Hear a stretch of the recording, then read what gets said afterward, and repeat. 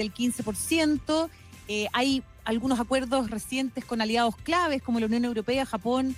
Estados Unidos ha logrado compromisos por varios billones de dólares en materia de inversión, de compras militares.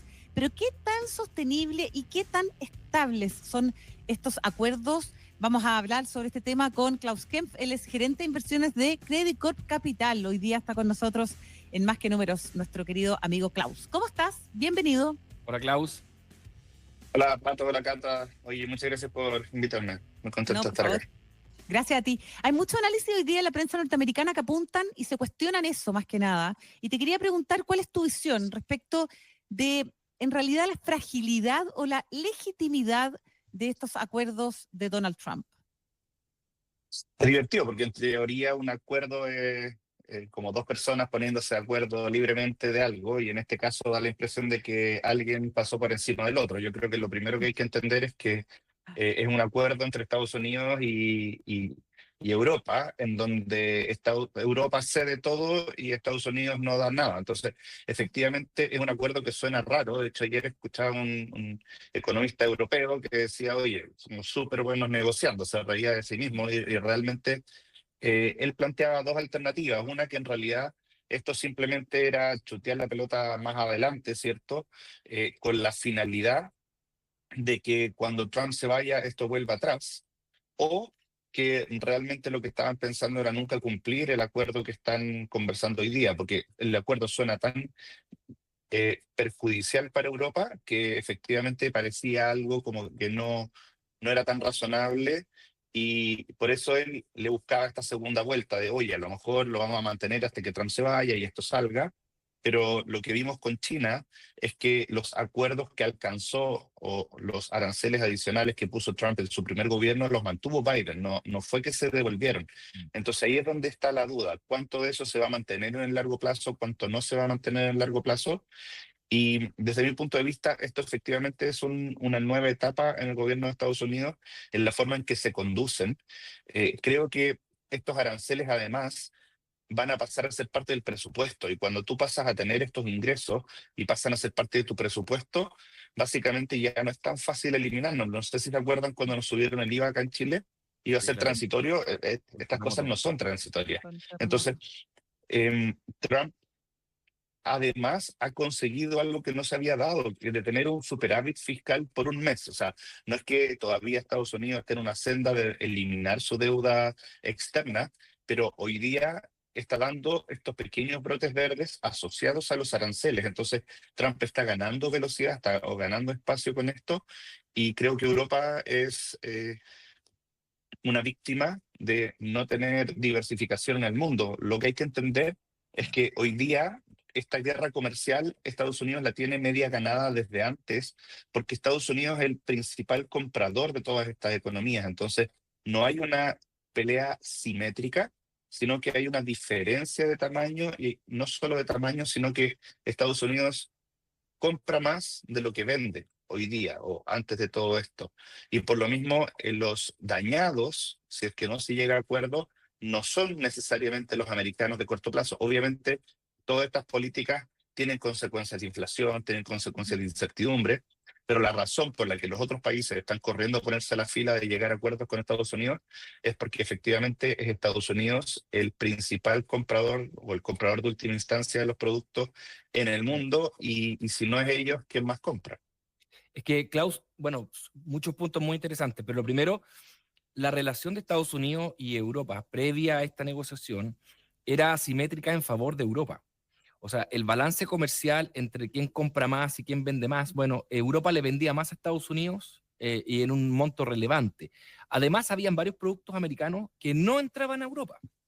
Entonces, además de nivelar esto, Estados Unidos introduce un aspecto del acuerdo que en mi opinión es bien estratégico. Europa le va a comprar mucha energía a Estados Unidos. Y la energía es clave. Hasta hoy Europa le está comprando la energía a Rusia. Y eso genera una dependencia brutal. Ahora se la va a empezar a comprar en parte, ¿no? A Estados Unidos, con las mismas consecuencias. Entonces, además acá hay estrategia, no hay solo economía, eso es lo que creo. O sea, yo estoy convencido de que si bien la forma de Trump no es necesariamente la más feliz, y y nadie quiere tener un bully dando vuelta por la geopolítica del mundo, ¿cierto? Creo que el diagnóstico que tiene Trump es un diagnóstico que yo creo que es más compartido de lo que uno piensa, en el sentido de que Estados Unidos está perdiendo su hegemonía, ¿cierto?, internacional, porque China está creciendo de una manera importante, y es en ese contexto en donde Estados Unidos está viendo cómo su liderazgo en el mundo se ve debilitado, que Trump sale a reaccionar y a buscar cuáles son las medidas para salir de esta desaceleración o de esta pérdida de poder. Estados Unidos en algún momento tenía de las mejores educaciones del mundo, tenía una economía muy industrializada, entonces tenía una capacidad de producir muchas cosas, y lo que vemos hoy día es que Estados Unidos ha perdido esa potencia geopolítica, y la ha perdido porque han movido sus fábricas a otros países, ¿cierto? La ha perdido porque su mano de obra es más cara, entonces de alguna forma ha perdido la capacidad de exportar. Y al mismo tiempo, si uno ve el lado militar, a mí no me encanta, porque ojalá uno nunca hubieran guerras, ¿cierto? Pero lo que estamos viendo es que desde el punto de vista militar también Estados Unidos ya no parece ser el hegemónico, y estamos viendo cómo todas esas cosas han ido incentivando que Trump tome el sartén por el mango, por decirlo de una forma, y se lleve la geopolítica tradicional por encima, con el fin de hacer este America Great Again. Desde el punto de vista ortodoxo, ¿cierto? Los aranceles son malos para ambos. Es una solución subóptima en donde si cooperáramos estaríamos mucho mejor. Pero la verdad, Estados Unidos no está pensando en un crecimiento de corto plazo, sino que lo que está pensando es en asegurarse ciertas industrias estratégicas de largo plazo y la capacidad de vender autos, la capacidad de tener los recursos naturales correctos, y al mismo tiempo de tener a Europa cerca. Es algo que sí estamos viendo, y nosotros también estamos viendo a Latinoamérica como un jugador clave dentro de esto. Yo sé que por Totalmente. ahora no lo hemos visto, pero yo creo que Latinoamérica es de las regiones que es necesaria para Estados Unidos para poder tener un contrapeso a la capacidad productiva que tiene Asia, porque la verdad no es fácil hoy día. Sí. En términos de diplomáticos, o sea, yo no sé si ustedes hacen el cruce allá en Credit Corp Capital, pero las señales que se han dado en las últimas semanas han sido bien evidentes. En favor de Bolsonaro, en el caso de Brasil, y ayer en favor de Argentina, al autorizar la visa waiver también para los argentinos. Quizás en términos diplomáticos, eso también es una señal súper relevante como para leer, ¿o no? Y para anticipar algo de lo que se podría venir en ese sentido. Es interesante, Cata, porque de alguna forma cuando uno escucha a Trump hablar de Latinoamérica, uno preferiría que Trump no hable de uno, o sea, como pasar piola, como dices, Sí, porque, es verdad. porque nadie sale bien parado con Trump hoy día. Pero nuestro análisis desde noviembre del año pasado, cuando salió elegido Trump, es que probablemente el primer año Trump iba a tratar de ser más duro con los que necesita de aliados. Y por eso este primer año partió con las negociaciones con Canadá y México, o sea, no negociaciones tan amables, ¿cierto? Sino con declaraciones duras con Canadá y México del problema del fentanilo, y se inventó historias, ¿cierto?, para poder tener esta discusión. A continuación, ha estado hablando de Brasil, ahora tiene el acuerdo o esta discusión más dura con Europa, pero si te das cuenta, son todos del grupo de aliados. Entonces, Trump lo que está preparando es solucionar todos los problemas con sus aliados para después orientarse hacia donde realmente ellos ven la amenaza, que es efectivamente China y lo que está en torno a China. Entonces, Estados Unidos no tiene la capacidad de independizarse de China sin lograr primero una buena alianza con México, una buena alianza con Brasil y con Europa y Canadá también. Entonces, nosotros no estamos viendo que esto sea malo en el largo plazo para Latinoamérica, a pesar de que el mercado tiende a ser un poco esquizofrénico y a reaccionar de manera importante. Nosotros estamos viendo que estas caídas en estas regiones tienden a ser más una oportunidad que un momento de salir. Klaus, bueno, interesante, estamos conversando con Klaus Kenfeld, de inversiones de Credit Corp Capital. Mira, además, no hay que olvidarse que aunque Donald Trump esté intentando gobernar el mundo, lo hace con votos de americanos. Se necesita esos votos. ¿Ah? Y lo que está ocurriendo ahí está dando varias peleas que yo creo que a los americanos les hace sentido. Ahora está abriendo una pelea con las farmacéuticas, levantando el punto que Estados Unidos, un americano, paga 10 veces más por un medicamento que en Europa. y que eso es porque se abusan de Estados Unidos. Ese es el punto de Trump. Pero además, todo lo que va a recaudar por aranceles va a permitir bajarle impuestos a los americanos. Entonces, al final, el relato va a ser, estamos permitiendo que ustedes paguen menos porque yo logré que los otros paguen su parte justa, digamos. Ese va a ser el relato. Y eso yo creo que no hoy día, pero un poquito más adelante, cuando es importante para las elecciones, va a ser aplaudido. Yo estoy totalmente de acuerdo, Pato. O sea, nosotros venimos conversando desde también, de nuevo, enero, marzo de este año, en donde se empezó a vislumbrar el hecho de que los aranceles iban a ser importantes en esta discusión, de cómo estos aranceles son parte de un plan un poquito más estratégico de Trump, en donde él tiene que plantear los aranceles como una fuente de ingreso adicional para poder hacer efectivamente su reforma tributaria. Y él ya hizo su reforma tributaria y esa reforma tributaria baja los impuestos para las compañías, genera incentivos a la inversión local, que son cosas que sí le hacen sentido al americano de pie.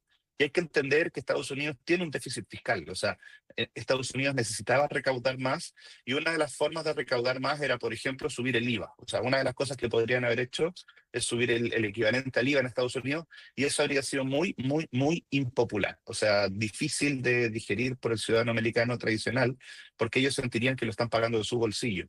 Pero como bien tú decías, Pato, de alguna forma el poner los aranceles permite generar un relato de que esto lo está pagando alguien más, sea o no sea real de que ellos también van a pagar una parte.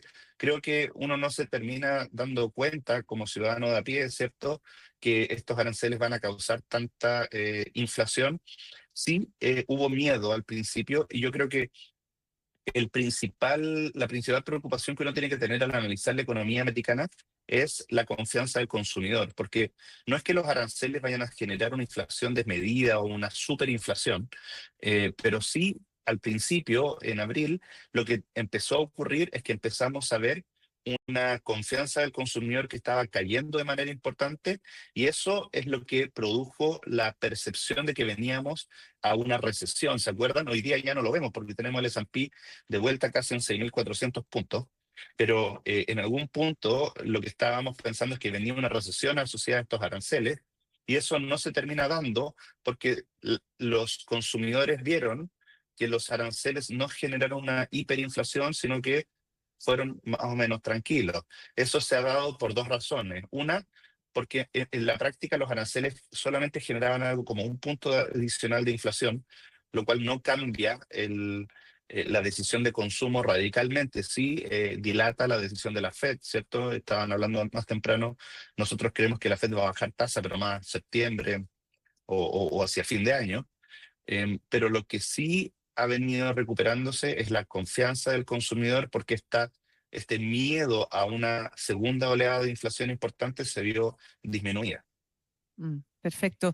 Ahora, mirando un poco hacia adelante, ¿qué escenarios podrían hacer cambiar esta política arancelaria, esta escalada, o eventualmente hacer retroceder esta decisión tomada o estos acuerdos de apretón de manos que ha cerrado Donald Trump?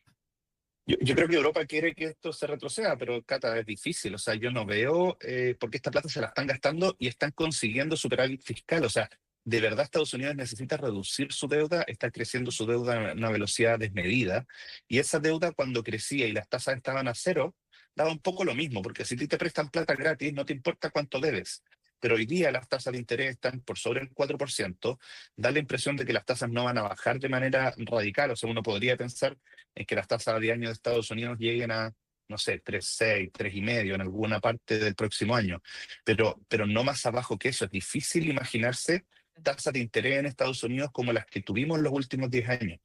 Entonces, en ese escenario, Estados Unidos tiene que ser más disciplinado con su deuda y es ahí donde Trump necesitaba justificar esta baja de impuestos corporativos con la subida de aranceles. Y la subida de aranceles no solo busca subir los aranceles. Y es un poco lo que yo comentaba varias veces en marzo. Yo decía, mira, los aranceles que él planteó en abril, ¿cierto? En el Liberation Day, lo que buscaba era dos cosas. Una, la pelea geopolítica, ¿cierto? Con estos países que quedaron con un arancel mucho más alto de lo normal. Pero la base impositiva de este 10%, que ahora va a ser 15%, vamos a ver en qué termina todo, lo que buscaba era recaudación, no buscaba necesariamente Exacto. darle un mensaje a alguien, sino que lo que buscaba era recaudación. A Vietnam le dio un mensaje, ¿cierto? Porque le puso aranceles del 90x%, pero no a los que le estábamos recibiendo aranceles parejos, y yo creo que vamos a tener que acostumbrarnos a un mundo más fraccionado y a un Estados Unidos que pasa a ser un poco más, no sé si la palabra es correcta, pero un poco más colonialista, en el sentido de que Estados Unidos está volviendo a aprovechar su poder geopolítico internacional y a aprovechar no solo eso, sino que ellos tienen un bien estratégico, que es el consumidor final de casi todos los bienes del mundo. Entonces está volviendo a aprovechar eso para recuperar parte del brillo que ha ido perdiendo en los últimos 20 años. Qué entretenido el tema, Klaus Sí. Kempe, gerente de inversiones de Credicorp Capital. ¿Van a hablar de esto también en el Investor Conference de este año, no? Sin duda, o sea, el Investor Conference que va a ser el 24 de septiembre, están todos invitados, ¿cierto? Vamos a tener una mirada de Chile desde la política, desde las pensiones, desde las inversiones. Vienen más de 50 compañías, así que cada una de las compañías va a tener que mostrar cuál es su análisis, ¿cierto?, frente a este nuevo contexto internacional. Y seguro que vamos a estar hablando de cómo vemos a Chile en este nuevo contexto. Yo creo que todo lo que queremos es que Chile vuelva a crecer. La idea es tener análisis desde el punto de vista político, desde el lado económico y también de las compañías y de los inversionistas. Creo que cuando uno logra tener estas miradas complementarias, nos permite tomar mejores decisiones. Así que esa es la idea de nuestro Investor Conference, que por primera vez va a ser este año en Chile. Estamos súper contentos y poder entregar un servicio y un producto de muy buena calidad. Yo, si me invitaran, iría, estaría muy feliz. Seguro vamos. Buenísimo. Ahí estaremos. Muchas gracias, Klaus. Chao, Klaus. Oye, un abrazo. Que esté muy bien. Gracias, Chao, nos chao. vemos. Klaus Kempe hoy día con nosotros. Klaus es gerente de inversiones de Credicorp Capital. A esta hora saludamos a quienes nos acompañan en el programa, Pato.